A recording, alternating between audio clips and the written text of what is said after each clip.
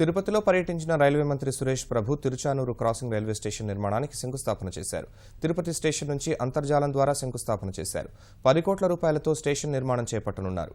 తాను రాజ్యసభకు ఎన్నికయ్యాక తిరుపతి నుంచి అభివృద్ధి కార్యక్రమాలు ప్రారంభించడం ఆనందంగా ఉందని సురేష్ ప్రభు చెప్పారు. రాష్ట్ర అభివృద్ధికి రైల్వే శాఖ ద్వారా కావలసిన అన్ని అవసరాలు తీరుస్తామని హామీ ఇచ్చారు.